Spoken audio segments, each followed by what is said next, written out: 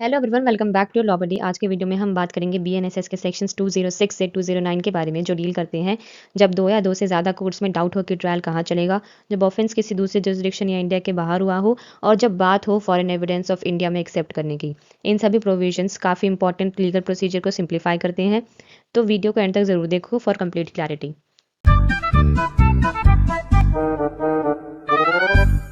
Section 206 जो है वो बात करता है high court to decide in case of doubt district where inquiry और ट्रायल शैल टेक प्लेस।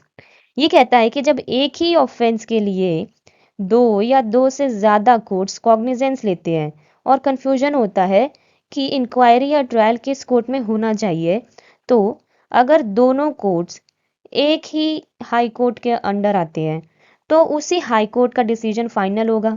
ठीक है, लेकिन अगर कोर्ट्स जो हैं वो अलग अलग हैं, हाई कोर्ट अलग अलग हाई कोर्ट्स के अंडर आते हैं, तो वो हाई कोर्ट जिसमें प्रोसीडिंग पहले शुरू हुई थी उसका डिसीजन वैलिड होगा और बाकी प्रोसीडिंग्स जो हैं उन्हें डिसकंटिन्यू कर दिया जाएगा। ठीक है, देन हमारे पास है section 207 which talks about power to issue summons और warrant for offence committed beyond local jurisdiction. Clause 1 जो है वो कहता है कि अगर एक मजिस्ट्रेट को लगता है कि उसकी जुरिसडिक्शन में एक पर्सन ऐसा है जिसने किसी और जुरिसडिक्शन में इंडिया या इंडिया के बाहर कोई ऑफेंस कमिट किया है जो ट्रायल इंडिया में हो सकता है, तो मजिस्ट्रेट जो है उस पर्सन को समन या फिर वारंट भेज सकता है जहां पे ट्रायल होना है।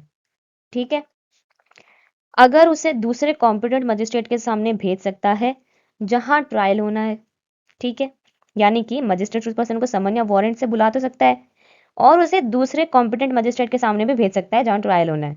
अगर ऑफेंस जो है अगर वो लाइफ इम्प्रिजनमेंट या फिर डेथ पेनल्टी नहीं है तो मजिस्ट्रेट बेल भी दे सकता है। देन हमारे पास है 207 का क्लॉज 2। वो कहता है कि अगर मल्टीपल मजिस्ट्रेट्स की जुरिसडिक्शन हो और क्लियर ना हो कि पर्सन को किस कोर्ट में भेजना है तो केस हाई कोर्ट को रेफर कर दिया जाएगा।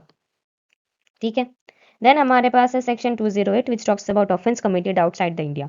ये कहता है कि अगर ऑफेंस इंडिया के बाहर कमिट हुआ हो तो भी कुछ केसेस में इंडियन कोर्ट में ट्रायल हो सकता है। अगर ऑफेंडर जो है वो इंडियन सिटीजन है, चाहे ऑफेंस कहीं भी हुआ हो, लैंड में, सी में या एयर में। ठीक है, अगर वो इंडियन सिटीजन है या फिर ऑफेंस किसी इंडियन शिप या एयरक्राफ्ट पर हुआ है, चाहे ऑफेंडर इंडियन हो या ना हो, इन सभी केसेस में ऐसे ट्रीट किया जाएगा जैसे ऑफेंस इंडिया में हुआ है, बट सेंट्रल गवर्नमेंट की सैंक्शन लेना ज़रूरी है बिफोर स्टार्टिंग द ट्रायल।